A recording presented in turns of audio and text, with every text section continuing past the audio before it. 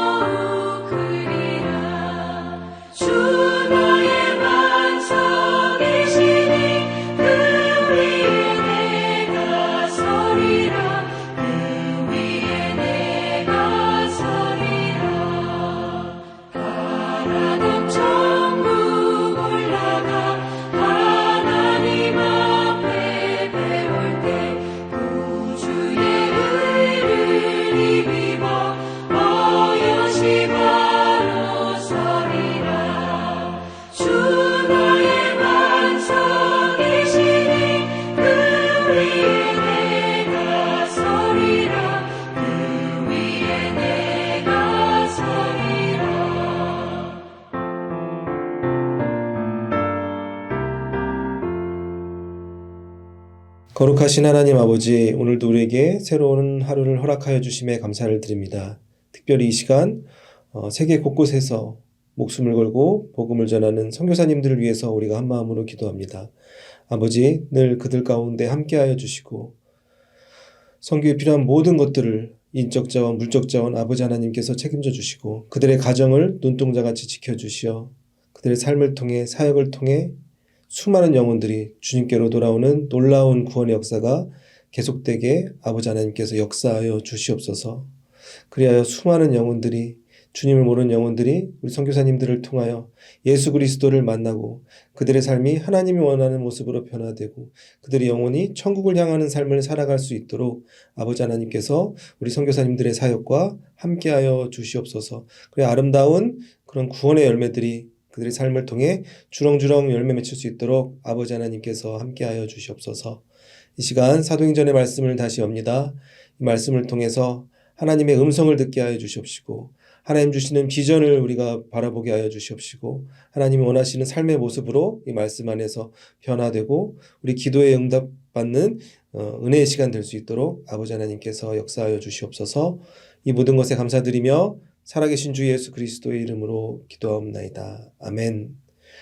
오늘 우리에게 주시는 하나님의 말씀은 신약성경 사도행전 28장 3절에서 10절까지의 말씀입니다. 바울이 나무 한 묶음을 거두어 불에 넣으니 뜨거움으로 말미암아 독사가 나와 그 손을 물고 있는지라. 원주민들이 이 짐승이 그 손에 매달려 있음을 보고 서로 말하되 진실로 이 사람은 살인한 자로다. 바다에서는 구조를 받았으나 공의가 그를 살지 못하게 함이로다 하더니 바울이 그 짐승을 불에 떨어버리매 조금도 상함이 없더라. 그들은 그가 붙든지 혹은 갑자기 쓰러져 죽을 줄로 기다렸다가 오래 기다려도 그에게 아무 이상이 없음을 보고 돌이켜 생각하여 말하되 그를 신이라 하더라. 이 섬에서 가장 높은 사람 보블리오라 하는 자가 그 근처에 토지가 있는지라. 그가 우리를 영접하여 사흘이나 친절히 머물게 하더니 보블리오의 부친이 열병과 이질에 걸려 누워 있거늘 바울이 들어가서 기도하고 그에게 안수하여 낫게 하매 이러므로 섬 가운데 다른 병든 사람들이 와서 고침을 받고 후한 예로 우리를 대접하고 떠날 때에 우리 쓸 것을 배에 실었더라. 아멘.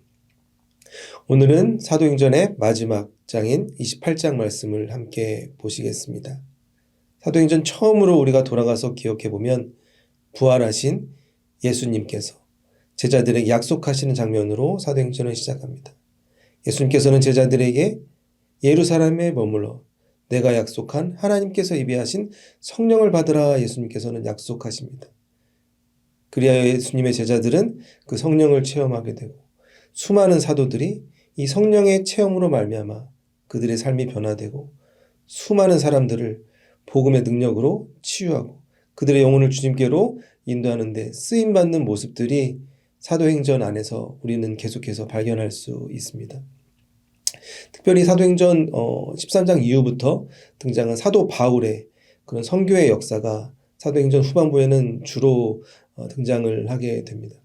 사도 바울도 또한 다메섹 도상에서 부활하신 예수님의 음성을 듣고 그가 영적으로 눈이 떠져 이제는 예전의 삶이 아닌 하나님이 원하시는 그 이방인의 사도로서 복음을 전하는 그런 귀한 삶을 살아가게 됩니다. 그 바울의 마지막 모습이 오늘 사도행전 28장에 담겨져 있습니다.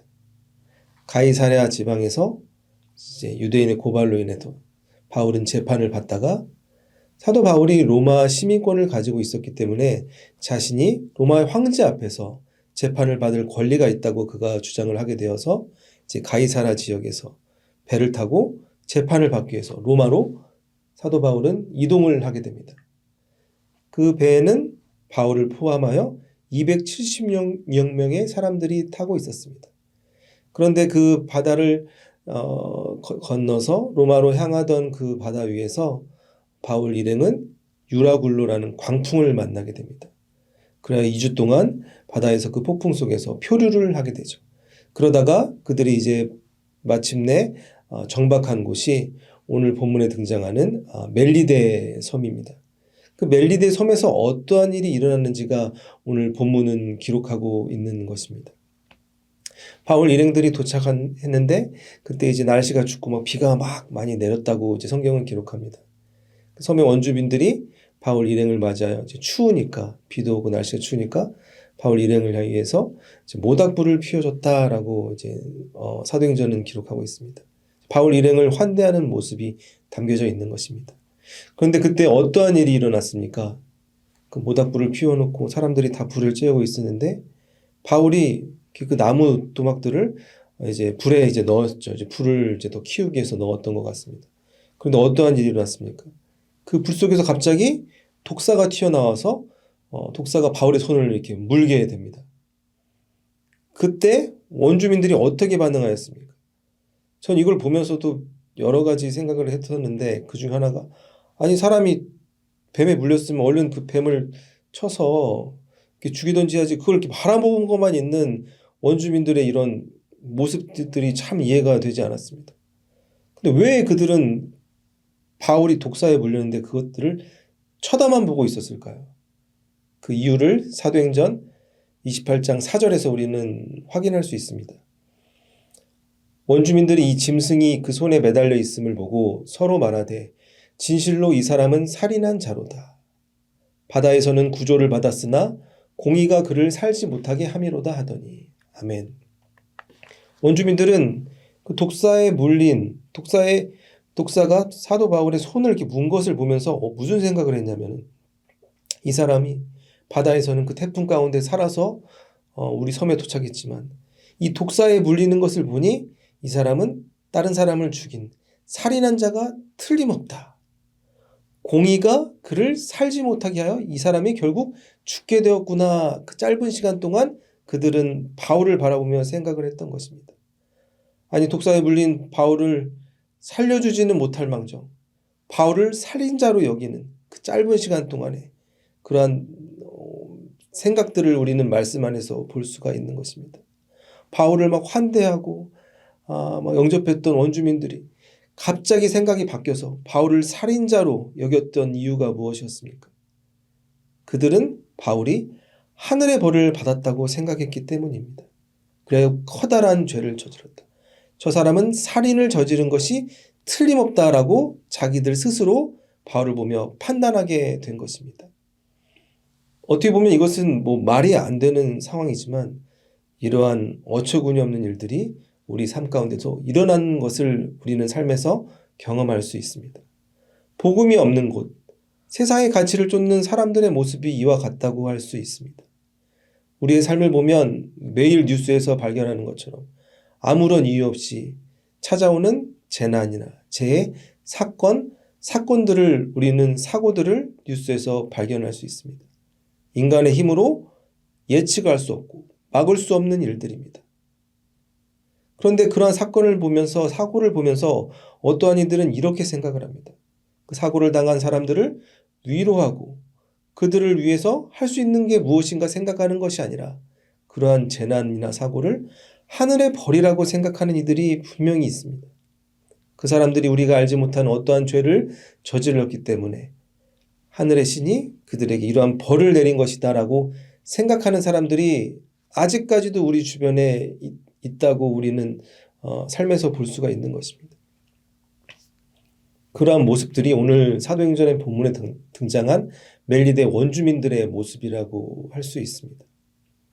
독사에 물린 바울을 바라보며 그 사람들은 바울을 막 비난하고 비판하고 저 사람이 큰 죄를 저질러서 살인의 죄를 저질러서 이제는 죽게 되었구나 비아냥거리는 그런 안타까운 모습을 우리가 상상할 수 있습니다.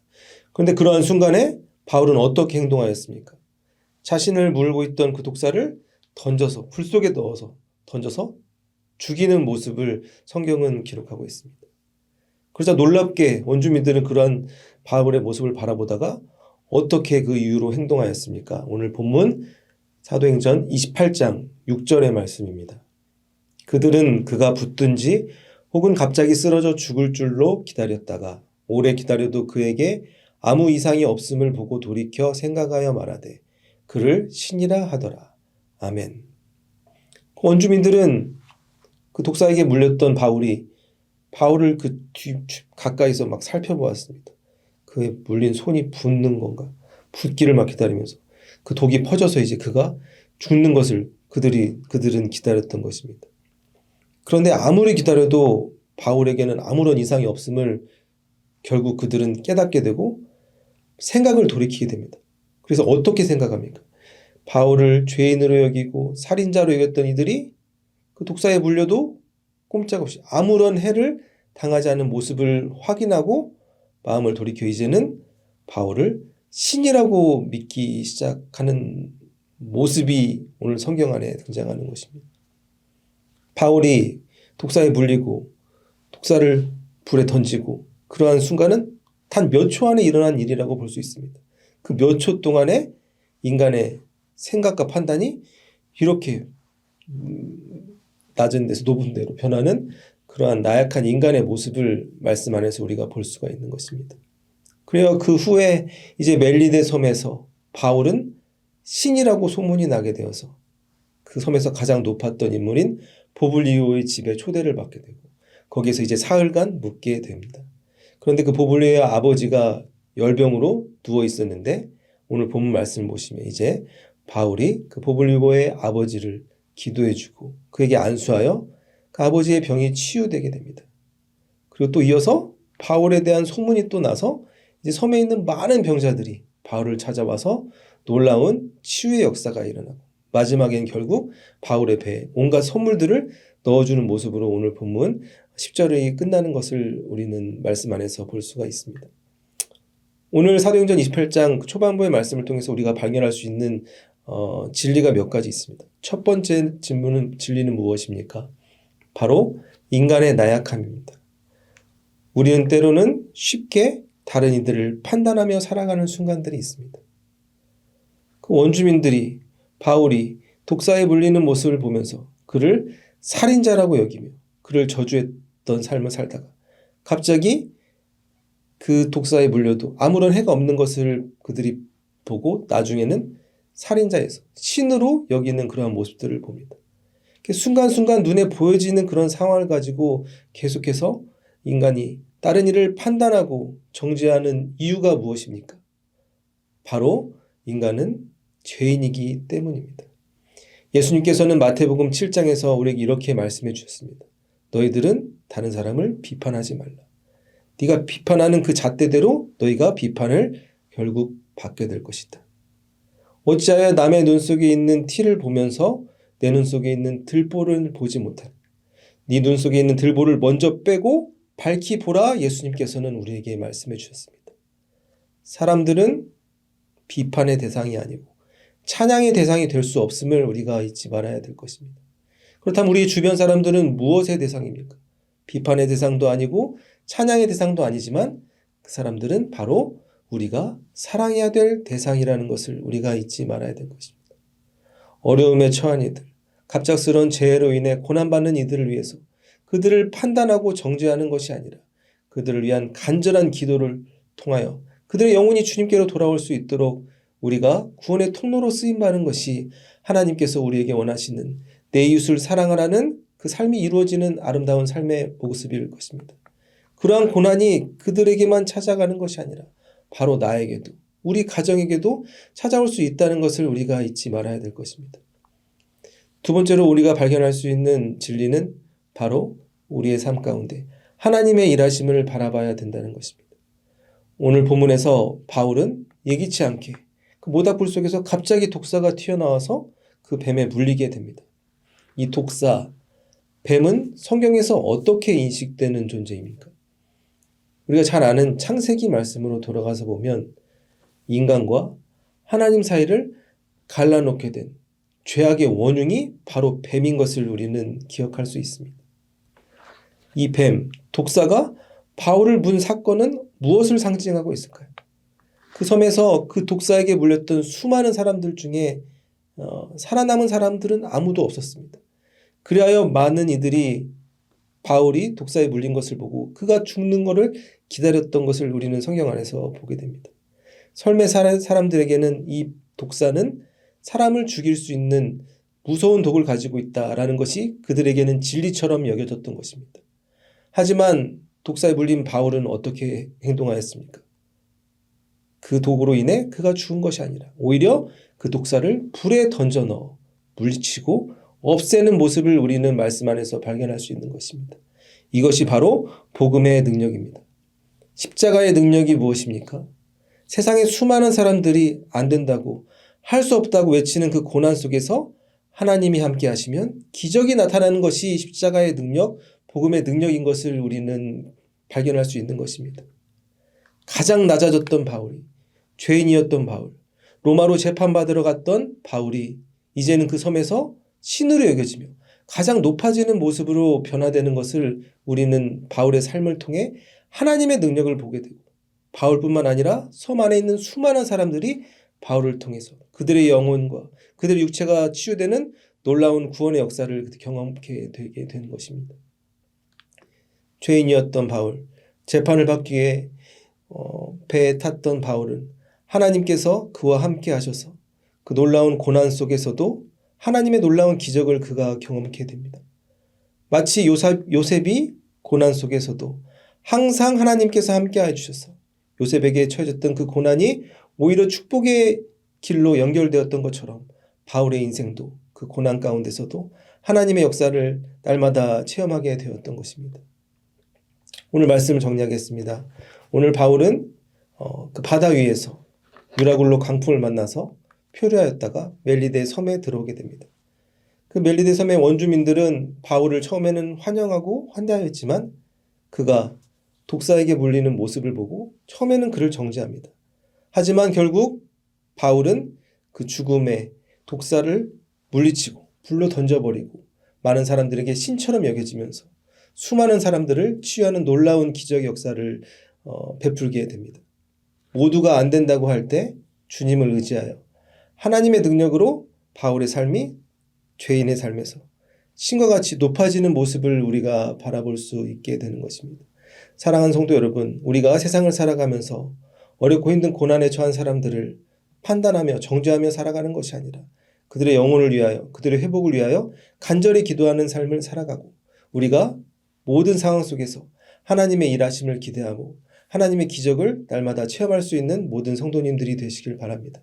그리하여 우리의 삶을 통하여 하나님의 능력이 드러나는 바울과 같은 삶을 살아 수많은 영혼들이 그들의 영혼이 회복되고 육신이 회복되는 놀라운 기적을 경험할 수 있도록 우리 삶이 쓰임받는 또 모든 우리 성도님들이 되시기를 주님의 이름으로 축복합니다. 오늘 말씀을 기억하면서 우리가 다시 한번 기도하시겠습니다. 거룩하신 하나님 아버지, 오늘 사도행전 28장의 말씀을 통하여 멜리데 섬에 떨어진 바울을 바라보고 수많은 이들이 바울에게 처한 상황을 바라보며 바울이 독사에 물리는 것을 보고 그를 정죄하고 살인자라 여겼던 그런 안타까운 모습을 봅니다. 우리가 다른 이들을, 특별히 고난에 처한 이들을 바라보며 그들을 정죄하지 않고 판단하지 않게 하여 주시옵소서. 사람은 판단의 대상이 아니고 찬양의 대상이 될 수 없음을 기억하며 우리가 우리 주변에 있는 수많은 이들에게 긍휼의 마음을 품고 그들의 영혼을 위해서, 그들의 회복을 위해서 간절히 기도할 수 있는 예수님과 같은 마음을 우리에게 허락하여 주시옵소서. 또한 우리가 이 세상을 살아갈 때 하나님의 일하심을 바라볼 수 있는 영적인 눈이 뜨여지기 원합니다. 아버지 하나님, 사도 바울과 함께하여 주셔서 그를 통해서 고난 가운데서도 놀라운 치유가 역사가 일어나고 살아계신 하나님이 능력이 나타난 것과 같이 우리의 삶을 통해 하나님의 능력이 나타나길 원합니다. 아버지 하나님, 우리가 환경을 바라보지 않게 하여 주시옵시고 하나님의 약속을 의지하며 그 약속을 믿고 주님의 길을 걸어가 우리의 삶을 통해 하나님의 뜻이 이루어지는 사도 바울과 같은 삶을 살아갈 수 있는 우리 모두가 되게 하여 주시옵소서. 이 모든 것에 감사드리며 살아계신 주 예수 그리스도의 이름으로 기도하옵나이다. 아멘. 계속해서 중보 기도 제목을 위해서, 개인의 기도 제목을 위해서 기도하시겠습니다.